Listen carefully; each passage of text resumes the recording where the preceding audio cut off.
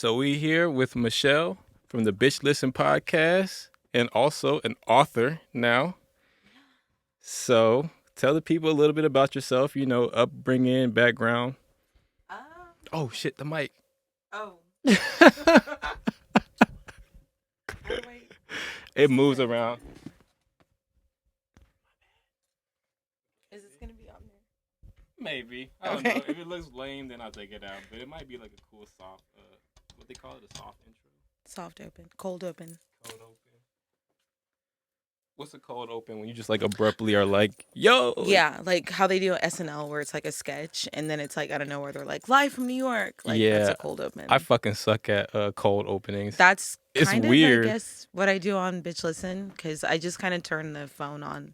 Oh, now you guys know I record on my phone and not professional equipment, but it's all good. I kind of just turn it on and then we just start talking because I think it's more natural than being like, okay, now it's on, like now start talking, like I don't like that. It's fucking weird. That's what I'm saying. Like cold starts to me are just like, all right, when do I start? All right, hey, and it's just like weird as fuck. I'd rather it just be like, all right, we just started talking. Right. But I mean, you've been doing the podcast for how long?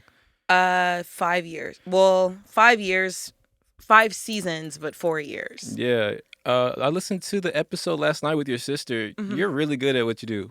Wow, thank you. You're welcome. Like you kept the conversation flowing, like not a lot of dead space, like good questions. Like, right. Yeah, you're really good at what you do. So thank you. I remember you saying that when you were on, I think the 5th episode. Yeah, when I still had a co-host. I think it was like maybe like 4 years ago. Yeah, It was a long time ago. Yeah, I still have the pictures. Oh, and the episode is still streaming everywhere. Okay. All right, so we had a hiccup, so let's get back to the original question. So tell the people about yourself, your background, upbringing, stuff they should know about you. My background, I was born in New Orleans on July 11th. No, I'm joking. I was born in New Orleans. I had like a very all over the place upbringing. Like I went to like a very elite private school. Like I was one of like 6 Black people at the school. But my home life and my family was like very much New Orleans. So that's why like if you listen to the episode with my sister, you see like she has a very thick accent and I don't. And like even like when I go back there, it's always like, where are you from? Or like even here, like people are always like, where are you from? And I'm always like, guess. And without unanimously, it's always California. People are always like, you're from California. I'm like, no, I'm not from California. What do you think gives them that vibe? I really don't know. Maybe it's like the Valley girl in my voice, but this is just how I sound. That's funny because my girl's from New Orleans and her parents would call her Valley girl because she doesn't have the accent, like she only really gets it when she's like spending time with her family from there. Then it starts to like come back out and stuff like that. Yeah, I've never had one, so it never comes back. I know like in certain things that I say, like as far as like in New Orleans, there's like different words for things. For example, like we call like the median in the road, we call that neutral ground. So like I still say that. And like I was my dad and my grandmother called avocados alligator pears, and I was still saying that till like 3 years ago. So it's only with stuff like that, but I don't have an accent. So yeah, my childhood was kind of like private school, but make it hood. Like right. I was like country clubs, like on the weekend I'd be like at a country club with my friends, like slumber party, and then like that night my brother or my sister might come get me and I'm like at a dice game or like at a card game. So like all of that is like in my personality or like in the things that I like I'm kind of like all over the place. So yeah, so I had to add like a balance to like your personality, like that's 2 different worlds and you're experiencing it like simultaneously. Like what are some things that you learned from both sides? Things that I learned, I guess I learned how to conduct myself.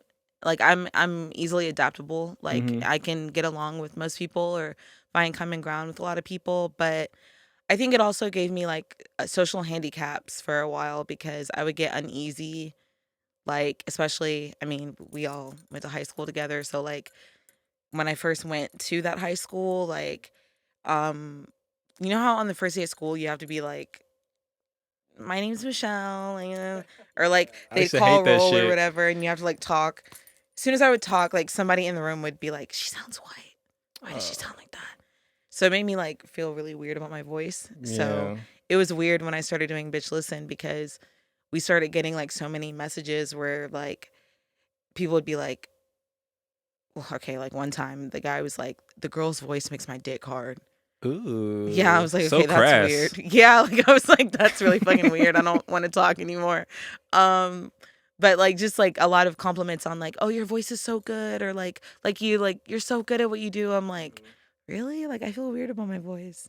So like it helped me, but it like hurt me at the same time. Yeah. I mean, I think it's like a weird thing to listen to your voice anyways. Yeah. Like, you know, it's just a weird Is thing. that weird for you, like as a rapper? Yeah. I mean, as far as music now, no, because that's like it's like a persona. But like when you're just in speech, then you're like you sound annoying as fuck. Like, you know what I Yeah. mean? Like you just Yeah. hate it, you know what I mean? But I mean, it's part of it, you know, nothing gets done if you're not going to put yourself out there. So, Right. it's something that we had to overcome. So, and you did it for 5 seasons. So, how do you feel like about podcasting now? Because you seem like you're in the pocket with it. Like, Uh Thank you.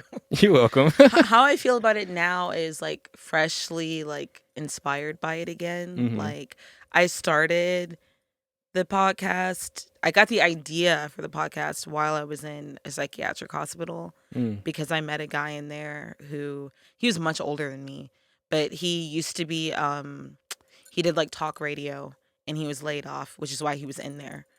But he was like, me and my friends just started this pop culture podcast, and I was like, holy shit, like there's pop culture podcast. Like I thought podcasting was only for like smart stuff, like Right, right, right. astrophysics and stuff like that.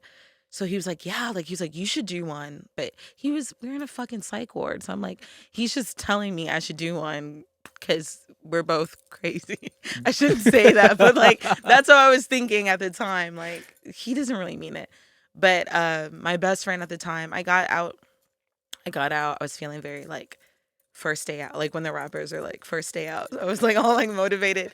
So I like called my best friend at the time because me and him would just have like 3 hour long phone conversations and they were funny and they were like serious, but then we could talk about movies and songs and stuff. So I was like, you want to start a podcast? And he was like, no. I was like, please. And he was like, okay.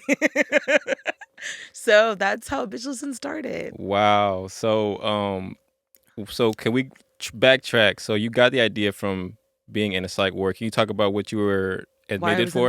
there? Mm-hmm. Yeah, I was in there because I had a shitty boyfriend. Um, well, I had childhood trauma, which led Mm-hmm. to me making bad choices in my adulthood, which led to Right. me having a shitty boyfriend. And he was like, I don't even remember what he did. It doesn't matter what he did, but I called the suicide prevention hotline, Mm-hmm. not because I was suicidal, but I just needed to vent to someone and I didn't have insurance. That's a fucking good move. Uh, it's not I might need to use because you that will one. go to the psych ward.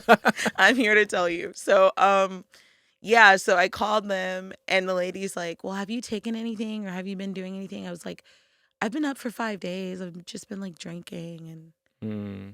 I'll just leave it at drinking because I'm sure like my siblings or aunts or uncles are going to watch it. So I was just drinking like 5 days straight.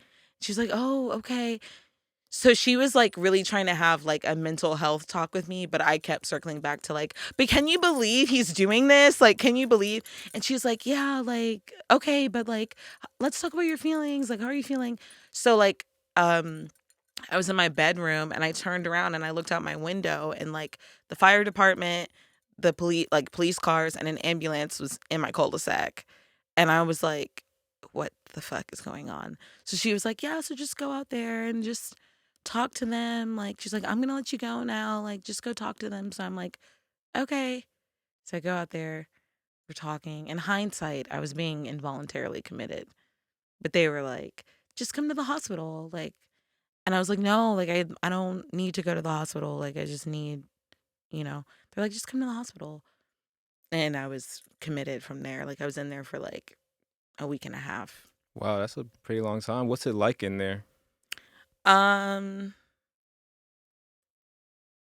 I don't know. I mean, I guess everyone is different. But the one that I was in, it was like, it was very humbling because it was like, I think even with me, like having mental illness my whole life, like I definitely had this idea of like, this is terrible to say, but I was like, definitely better than fucking, I'm not The guy schizophrenic. throwing shit on the wall and Yeah, like stuff. I don't hear voices. I don't hear, but honestly, there was no one in there like that. It was all just people like dealing with like life, like, which that's why like that's been like my mission with Bitch Listen and with like my writing as well, to just show that like crazy or like suicidal or any PTSD, depression, bipolar, any of these things are like, it doesn't look a certain way, it doesn't sound a certain way, like it could really be anybody. Like um the last person I interviewed for my show, like she's like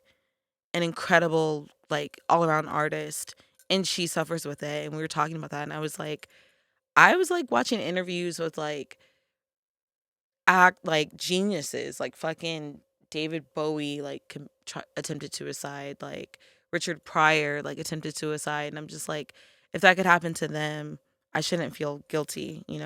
Yeah, that's crazy. I mean, just to think that we walk around with so much shit, and like you said, you can't Right. really tell. Like Right. crazy doesn't have a look, and really, we're all a little bit crazy. Right. Like so. No, that's a cool perspective because yeah, but I feel like the stigma, like behind mental illness and all that stuff, is for sure lowering, and people are more accepting of it. But that was what 5 years ago. Mhm. So I don't think that was in the talks that much. Like about mental illness and stuff. Like, how did you figure out that you were suffering from what is it? Depression or anxiety? um so I think like I'm a depressive person, so I'm clinically depressed. But then also like I was diagnosed with PTSD as well. I don't remember the question. What was your question? No, it's all good. So it's like, so all these problems stemming from childhood, or did that bad relationship like take a Um turn too? Like, yeah, like I said, just things were normalized in my childhood mm-hmm. that led to me replaying those same things like Right. as an adult. So it's like not that, anyone in my life, any adult in my life meant any harm. I think they were dealing with their own Yeah, shit. they Like might I had not to know get older better. and realize that, cuz I have nieces and nephews, and like as they've gotten older, they've come to me and been like, "Oh, you did this in front of me and I remember that." And I'm like, "Oh my god." Right. And I think about how I feel, so I'm like, my parents, aunts, uncles, siblings, whatever, older cousins, they weren't like, "Oh, we're going to hurt Michele." Like they were just living and I happened to be there. So, I think forgiveness is like a big thing. It's hard, but it's like a big. Yeah, it's a thing for sure. Like when you grow up, you're able to like personalize like the people who are like around you raising Right. you, because you got so much beef with it, and it's like you carry that, but then once like, I have my own kids now, so it's like, oh shit, you know what I'm saying? Like it's real. Like I'm Right. just living my life. I have my own shit going on, but I have to be Superman for them. And Mhm. some people it's hard for them to do it, Yeah. because they just in different circumstances and stuff. And I don't know, like just I've been in New Orleans and stuff like that, so I know like the general vibe. Like, yeah, it's a happy celebration vibe, but there's also a dark tone to New Orleans. There's liquor everywhere. Yeah. It's a whole New bunch of New demons. Orleans is very much a place of escapism. Mm, Like the I hate the word vibe, but it's like the overall vibe and like the way we live is like drink it away, eat it away, like party it away. So like I do like, yeah, for sure that was like something that I still am like very much like that. Like I find myself now having to be like channeling that into different things, right. like networking, like what we're doing now, focusing on the podcast, writing, Getting enough rest is a big thing. Like, um, yeah. So how do you feel about the idea of like medications for mental illnesses? Like, are you on medication? Did you find a way to cope with it in other ways? Um, I coped with it in other ways until 2 months ago. I got on medication. Yeah. So yeah, just because I was raised very much like, my parents definitely were like anti meds, Mm-hmm. but they were on meds. Like, Right. both my parents were on Prozac, but they were like, you're better than, we want you to be better than us. You don't Mm-hmm. need medication. So I definitely was like, I can fight my depression on my own. I don't need medication, But I was self-medicating for like a really, really long time. Right. Um so I mean, my feelings on medication are, I feel that I need them because I had a realization where I was like, if I was diabetic, I wouldn't be like, if I was like as severely diabetic as I am depressed, I wouldn't be like, I'm not going to take my insulin. Yeah. Like, I'm strong enough to do without my insulin. So like, I need medication. I need meds. That's funny you say that because I was thinking about that specific thing earlier. Like, say if you were or anybody was just a schizophrenic, Hmm. you wouldn't take your lithium to live a Right. normal life. Of course you Right. would, But it's like, I don't know, brown culture is just like, It's no, just like, thug no, it you out. don't, that's We're that all white people shit. depressed. Yeah, Yeah. drink. So yeah, no, like I want to also say, like, some people therapy works for them. Some people just changing their life, they're able to change their life on their own, but that hasn't been my journey. So cuz I don't want to come off like, you better get on those meds and fucking take I don't want to do Right. that. But as for me in my house, as my grandmother would say, um I'm on medication. Yeah. So have you tried therapy though? Like, have you been through that? Yeah. How was that? I enjoy therapy because I enjoy talking, Got as you you. can see. Um, I enjoy therapy. I just wish that there were more resources for like disenfranchised communities, like people Mm-hmm. that don't have access to medical Yeah, insurance because and it's things like that. expensive. Yeah, because it is very expensive. And even like, there's apps like Talkspace and things like that, but that shit is fucking expensive too. So I just wish that there was like better mental health resources for lower income people. Yeah, and it seems like a lot of people in those communities are suffering from like trauma, like Yeah, what I'm well, saying? Like, poverty is trauma. yeah, it is, and also your parents' trauma, because Hmm. like we tend to have had it better than our parents did, and Right. it just like it's a pattern. Just we get better and better, Yeah. so it's like, but we're being raised by them, Right. so it's like we're carrying on all these traumas, even though we're not in the hood no more. This and that. It's like we still have those same It's in battles. you because it's there. And for me, the divide is huge because like, my mom grew up like picking cotton Wow. and like picking cotton in Mississippi. Her parents and her grandparents were sharecroppers, and my mom like finished high school at 15 and went to law school, and so like, by the time I was born, my mom was a lawyer. But she was dealing with, and I'm not gonna get deep into that because it's about me, but she was dealing with her stuff. But I'm just piggybacking off of like, that divide for me was huge, of like living a different life. And because like I said, I grew up like going to country clubs, and like my friends had summer homes, and like we would go to their summer homes. And um Tom Benson, who is what, he's passed away now, but was the owner of the New Orleans Saints. Like, his granddaughter was one of my best friends growing up.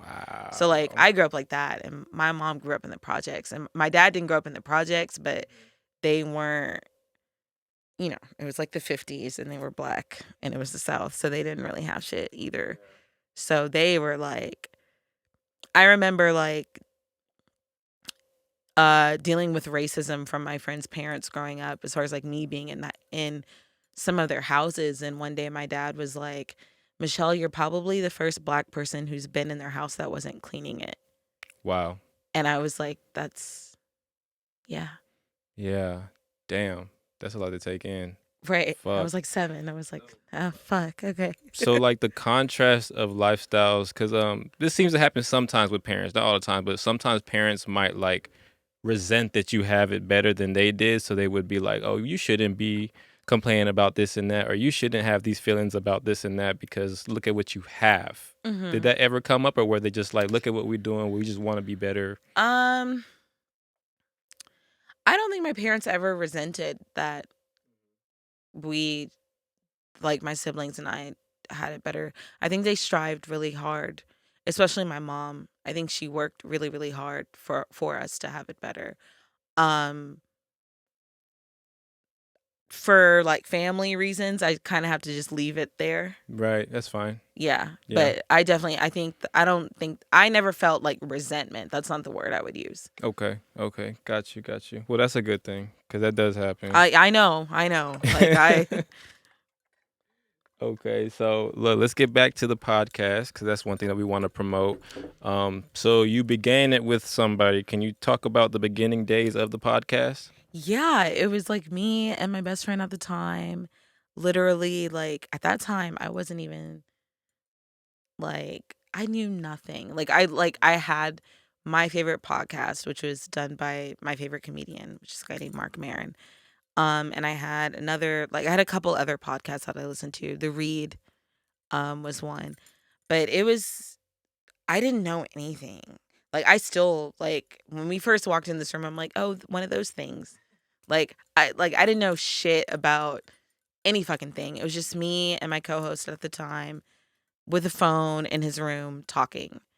And I was like teaching myself how to like we weren't editing or engineering or sending it off or anything. I was just like putting it on SoundCloud and getting on Facebook and being like, hey, it's on SoundCloud. Like, go listen. I didn't know that there was like specific places to put a podcast. I didn't know what an RSS feed was.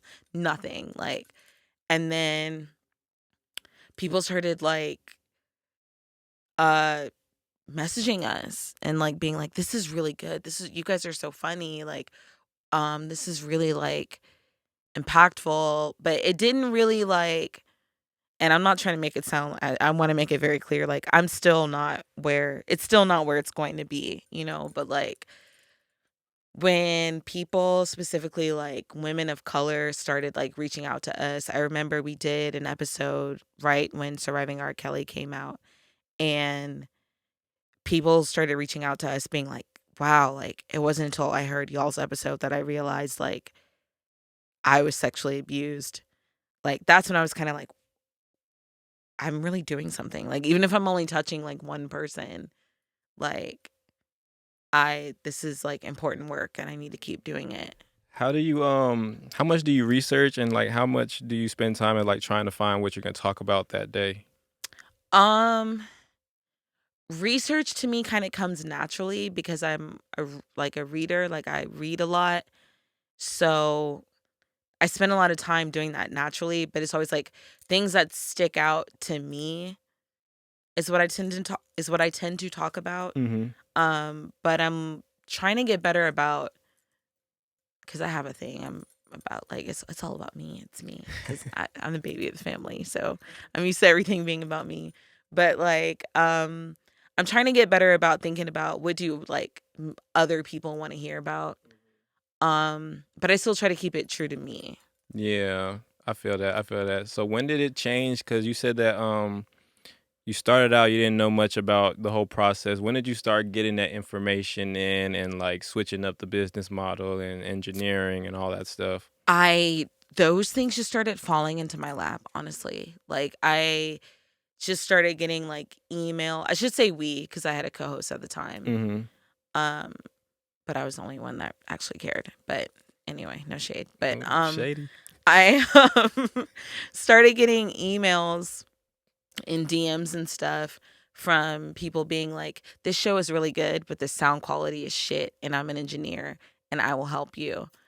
And it just started going from there, and I just started learning. And then like Mark Maron, I don't know if like people, he's I not know who like Mark Maron is. he's like a huge comic, right? Yeah, he's Yeah. like the fucking, I don't even know. One time on Bitch Listen, I called him the Gucci Mane of podcasting because how like Gucci, there's like the like I don't know how to say it, but like the family tree, I guess, or it's like Oh, he has of like a whole trap bunch of music babies. where it's like Yeah. Gucci, Jeezy, Ti, and there's like The the Migos, Young Migos, right? Thug. So I'm Yeah. like, Mark Maron would be like the Gucci man of podcasting. Mm-hmm. Um, he was like he was and is like my biggest inspiration when it comes to podcasting. One, because I feel like me and him have like similar personalities, similar like interview style, like very conversational, very natural. We're overshares. Like we'll tell you anything about us.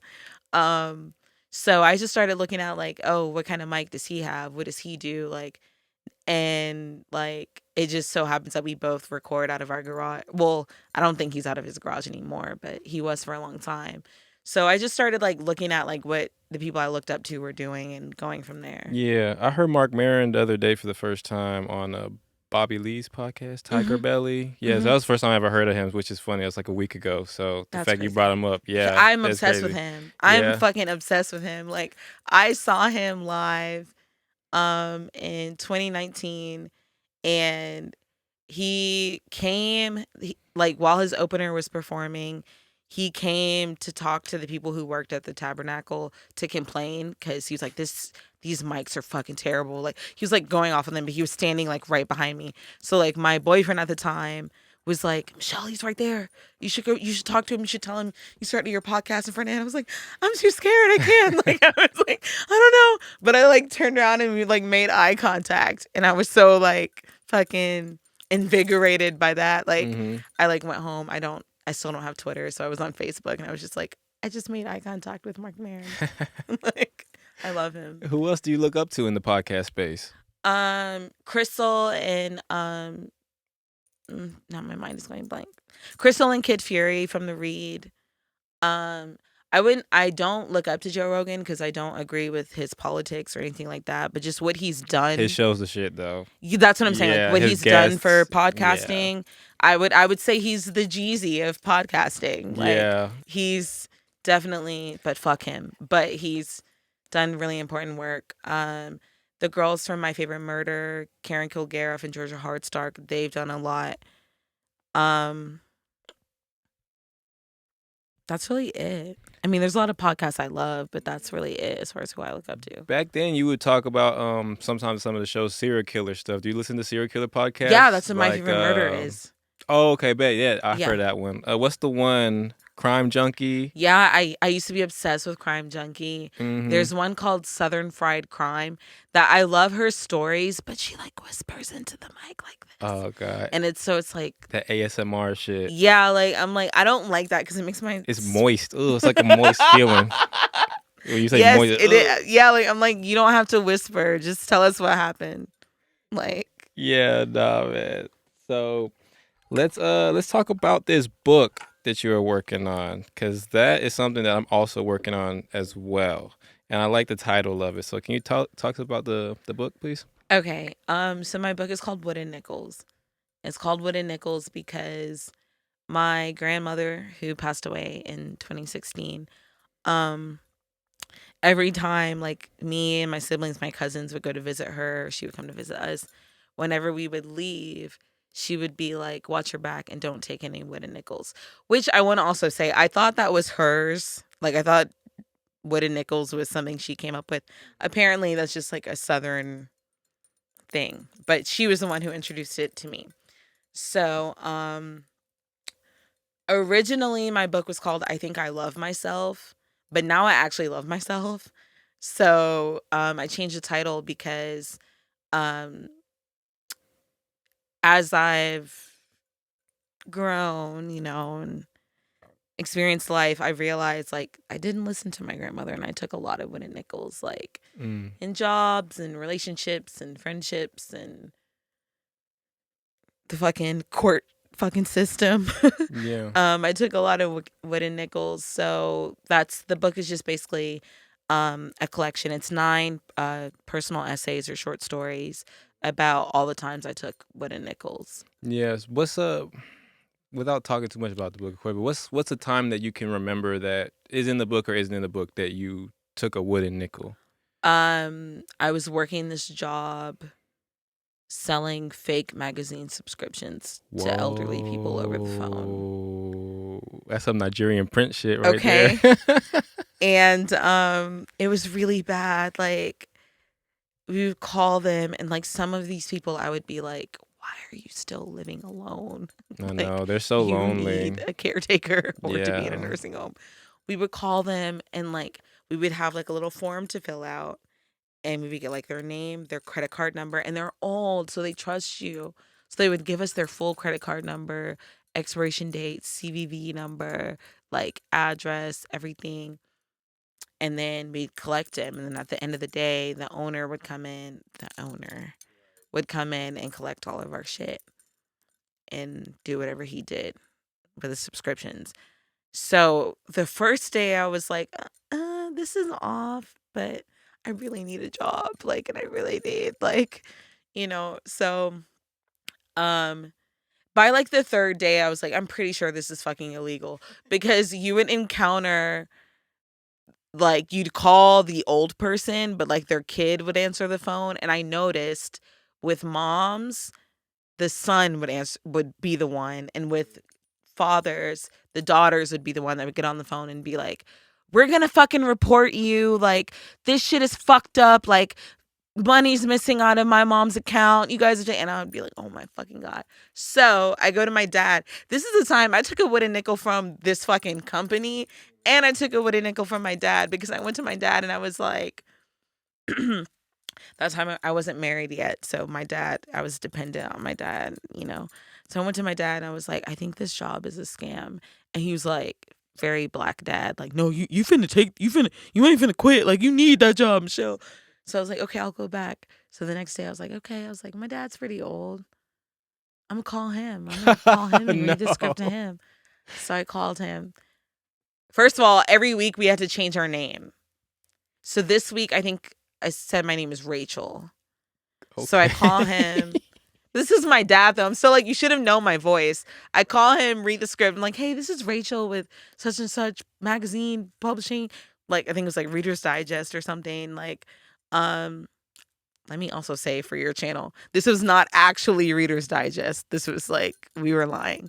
But like, I read the script to him and he like cursed me out. Like, this is the fucking scam. Like, don't call my number anymore. Like, put me on your do not call list. Like, so like, I get home that day and I'm like, that was me that called you. I told you this shit is fucking illegal. So he's like, yeah, you need to quit. So like, I go the next day. I'm like, I'm working till the end of the week, but I'm not coming back after Friday. But I need to know that I'm going to get paid.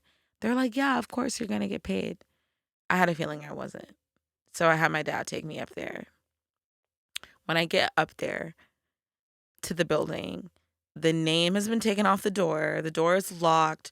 Like, I can see the blinds have been taken off the window, so I can see like there's no chairs, tables, phones, nothing. Right? So like, it was like these two girls that work there. God bless them wherever they are. These two girls that work there, they're from Miami. It doesn't matter that they were from Miami, but it totally does. Kinda, yeah. It's like Scam Central. Yeah, like, because they were onto it, but they didn't care. They were winning like the little like cash prizes every day. Yeah, it like, was lit. yeah. So like, as I'm walking out of the building, like crying, because I'm like, I did my paycheck. Like they're walking into the building, and one of the girls goes, oh, like, we ain't finna get paid, because I just had to beat, our boss's name was Mathis, which is weird. Her first name was Mathis. But she was like, yeah, I just had to beat the fuck out of Mathis because she wouldn't give us her check. So, like, yeah, that's what's going on. The police are on their way right now. Like, I'm finna go to jail. I didn't already call my parents. Like, they know, like, blah, blah. So I'm like, oh my God. Like, what the fuck? So the police come up there. They're like, this is really a civil matter. Like, we've talked to the owner of the business. Like, you should get your check mailed out. So all that whole story is to say, like, that's the time I took a wooden nickel. Yeah, Jesus Christ. How'd you get involved with this business? Like, where Fucking did you Craigslist. like apply? Oh, Craigslist. Wooden nickel fucking central. Yeah, they got barely them shits, huh? Yes. They're like the bank for wooden nickels. The fucking U.S. Mint of wooden nickels. Oh, God damn, son. Yeah. That's crazy. But you know what's funny is there's a lot of bullshit ass jobs out there. And like Mm-hmm. when you're first in the market of getting a job, you think, oh, this is a job, it's a company. I'm gonna get paid. I'm whatever. Right. Yeah, I've worked a crazy ass job like that too before. So, are you better at identifying wooden nickels now? Or is it something that you're still working on? Or how do you avoid it now? Um, this is the term red flag has been, Overused, but you can but use it. just paying attention to the red flags has helped Mm-hmm. me avoid wooden nickels. Um, I definitely stand up for myself more. Because I used to be, when I say afraid of my own voice, I mean in the sense of like, how I told you earlier, like I was scared to talk Mm-hmm. because people would make fun of my voice, but I was also like afraid of my own voice, like to speak up for myself. Mm-hmm. So I definitely now I'm like, no. Even something as small as like I go to the nail place, they do some shit I don't like. Before I would be like, okay, it's fine, yeah, like whatever, and just like go home and cry about it because I'm superficial and cry about my nails. But now I'm like, yeah, no, you need to fix this. So that just come with just enough wooden nickels accumulating. Yeah, I And you're just just like, I'm had a finna lot burn of these fucking bitches. wooden nickels. It was like, and you can't cash them in. No. So I just had a lot of wooden nickels. And then I was writing about taking wooden nickels. Mm-hmm. So it was like, my grandmother was right. Don't take any wooden nickels. And then my nephew, who's 8 years old, when he would leave from visiting us, my dad would be telling him not to take any wooden nickels. So I think like hearing that, like, and then just recently when I took my husband to meet my family for Mardi Gras, um, my like one of my play aunts like kind of took me aside and was like, is he good to you for real? Is he actually good? I was Is he like, a wooden yes. nickel? And she was like, don't take any wooden nickels now. And I was like, okay, like no more. Only, what's a nickel made out of? Silver? Nickel, right? Oh, it's made out of nickel? Shit. I don't know. I'm only We taking both, whatever they're made out of. yeah, we both just graduated high school. We didn't go no further. Well, I know I didn't. I did some time in college. I did like a month in college and I was just like, it's just too much responsibility. Like, you're not finna make me do the homework? I did my time in college. I did what I had to do. But I never took a fucking coin class. I'm fucking pissed that we don't know. I think it's made out of nickel. We'll find out later. We need what's it called? You know how Joe Rogan has Jamie? Yes. I need a Jamie. I'm gonna. Hey, look it up. And we'll circle back when we get the answer. Yeah. So you say it's 9 stories in the book? Yeah. Where are you at as far as completion? Are you? I'm right now drafting 2 of the. It's coming out in the summer. Because I turned 30 this summer. But I'm right now drafting everything out, final drafting. I already have a publisher, like, so just final draft, sending everything off. That's where I'm at with it. I think he has the answer. What Do you is have it the made answer? out of? 3/4 copper, a quarter made of nickel. Nickels So are made of copper? Quarter of a nickel. yeah, It's barely nickels it's are mulatto. barely nickel? It's a mulatto. Please. Oh my God. I don't think you should say mulatto though, Steven. That's a bad thing. I think it's kind of a slur. Oh Because shit! they made Lotto change her name. Really? Yeah, now she's just Lotto. Oh, well, I'm sorry if I offended anybody. I don't think. I'm just saying. I don't know. It's all good. If Joe Rogan can say crazy shit, I'm just Joe playing. Rogan can say crazy shit. That's why he's in fucking trouble right playing. now. But listen, I didn't take Bitch Listen off Spotify because I'm like, I'm not there yet. Like, Yeah. some of the big podcasters were like, we're taking our content off Spotify. I was like, you can do that because you fucking get Right. millions of plays. Yeah. Yeah, but at the end of the day, I mean, they pay so much money for Joe, and he got the biggest show. You know, Right. though he has fucked up. Like you said, he's done a lot for the space. You know, Yeah, like yeah. the quality of guests, the variety of guests is what I appreciate from. And I will say, not to sound like, I don't want to sound like those people that are like, Trump speaks his mind. But Joe Rogan is fearless. I will say that. He's Yeah. fearless. He says what he feels and he stands on it. Yeah. And that's more than I can say for a lot of people, especially in the podcasting community. Right. Right. And he does, yeah, like you said that, but he's also wrong a lot too. No, he's so that's wrong a as thing. fuck. Yeah. So that's I a thing, can't too. say that enough. Yeah. Fuck him. So how did you go about publishing and all this stuff? What are the steps, say, if somebody wanted to put out a book? Well, there's a lot of options. There's self-publishing where you like basically fund it yourself and you buy a certain number of copies of your book. You can publish through Amazon where it's just they can get it as an ebook or an audiobook. You can, if you have the money and the resources, go directly to like a fucking Simon and Schuster or like like a huge publishing. Scholastic or something. Yeah, like that. like that's really if you're like on have it like that, you can like do that. I am I'm doing like a combination, like self-publishing and working with a publishing house, which is like to me the most economically feasible because it's like one, I own the rights to my content, and two is like I have a backing. And then I would also, I don't know if this is quite the question that you're asking me, but I would also like partner with like local bookstores, like people, like bookstores that you think your audience would go to, like find those stores and talk to them because a lot of the times, it's sad to say, like a lot of people don't read books anymore. Right. Which is why, well, I won't say that, but a lot of people don't read books anymore. So a lot of like local bookstores and small businesses are desperate. I shouldn't say desperate, but like they're eager to find like young authors. And I would definitely say, especially in this time, like women, people of color, queer people should be right. If you feel called to write, you should be writing and telling your story because there's definitely a space for that.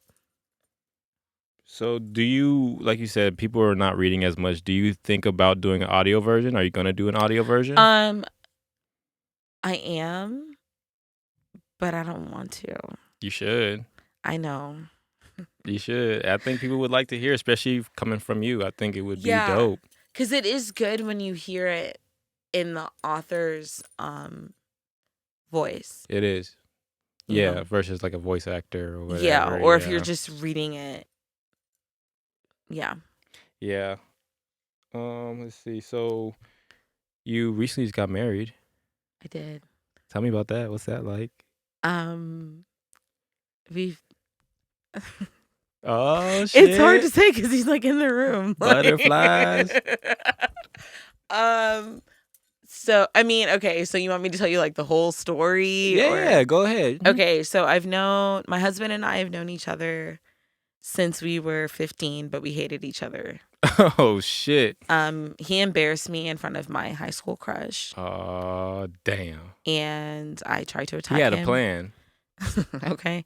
I tried to attack him with a keyboard because I was like, how dare you do this to me in front of my future husband? But he was my future husband. Wow. That's what's so crazy. What a love story. Right? It's slightly toxic. But no, like, so we hated each other in high school. But then after high school, like maybe 2-3 years after, we all kind of reconnected in like a huge friend group. Mm-hmm. And this is gonna make me sound like one of those girls that's like, oh, he's my brother. But they're like fucking, can we curse on here? Yeah, fuck yeah. But they're like fucking, shit, yeah, we can. Fucking definitely curse. God. Yeah, we can. No, like I'm not one of those girls that's like, oh, he's my brother, but I'm fucking them. See, and this sends you down a fucking thing because now I'm like, I'm not slut shaming or judging people, but I'm basically what I'm saying is we were not fucking or making out or doing any of that. Like we were in a huge friend group. Like we did everything together. We went to dinner. We went to cabins. We hung out damn near every day. but I definitely didn't look at him as like a romantic partner or anything like that. And then we kind of lost touch for like 5 years.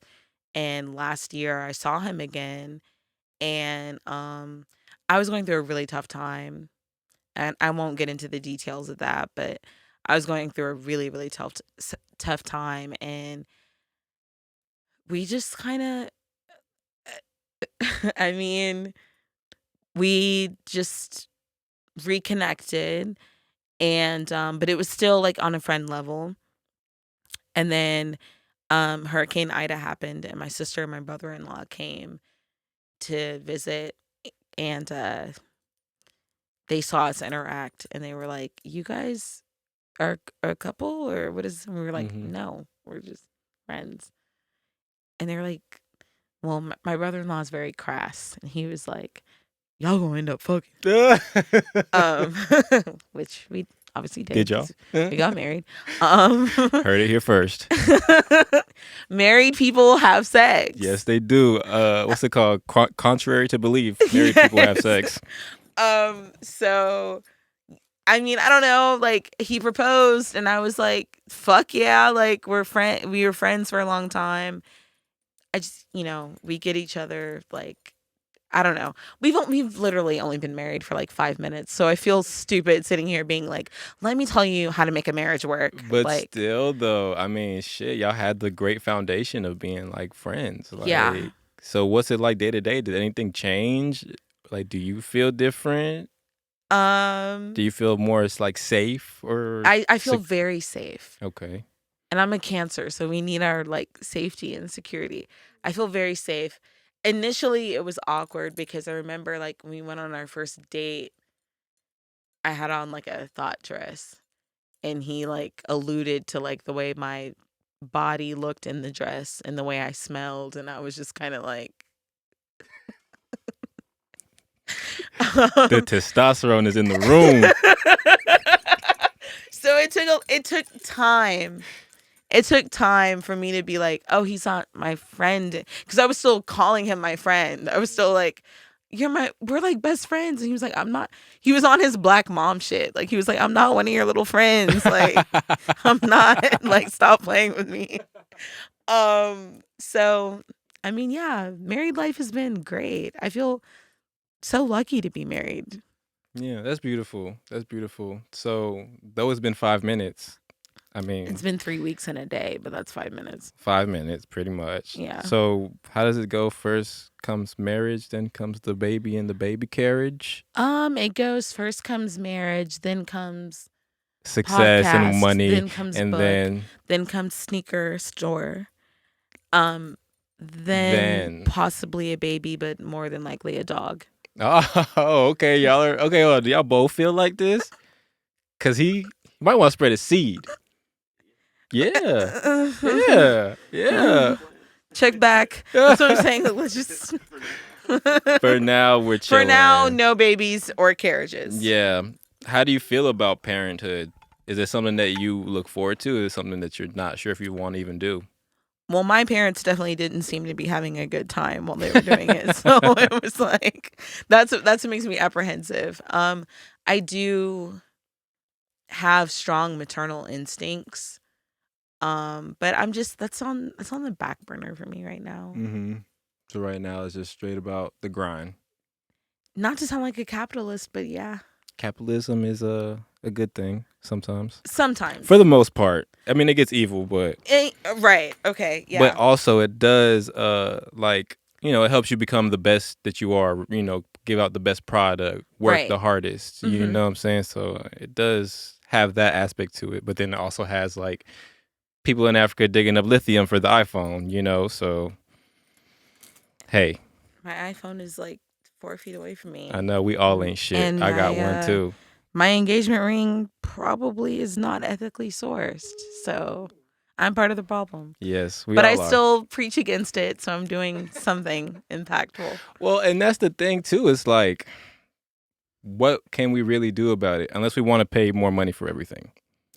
Which you see how we're bitching about gas. I'm bitching about gas. I drive a truck. I'm bitching about gas. Yeah. Gassed. Yeah, I feel like they're like They're like cutting the gas too, because this shit is like not lasting in my tank. Oh my God. So that's what I'm saying. So it's like, and we're not even getting that from here. So if we were getting that shit from here and we had to pay Americans, like how much would our gas cost? Right. So Something it's to think like about. capitalism, I don't know. It has its perks, but I don't know. But I'm a capitalist too. So that's why I was like, yeah, no, it's all good if you like capitalism. But shit, is there anything else you want to talk about or mention or plug or anything? I want to encourage whoever watches this video to be yourself always, and tell your stories, and like live your life the way you want to live it. That's something I had to learn in the past year, like um losing my mom and losing like a very close friend, and being just dealing with a lot. um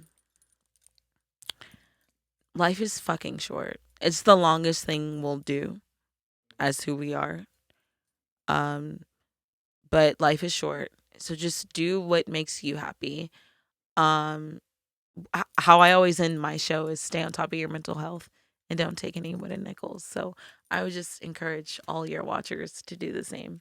Stay on top of your mental health and don't take any wooden nickels. Right. Thank you for coming through, Michele. Thank you so much. This was so good. Yes, it was good. Are we gonna? Can we take a shot after this? Shit, I don't have any alcohol, but we could take some water.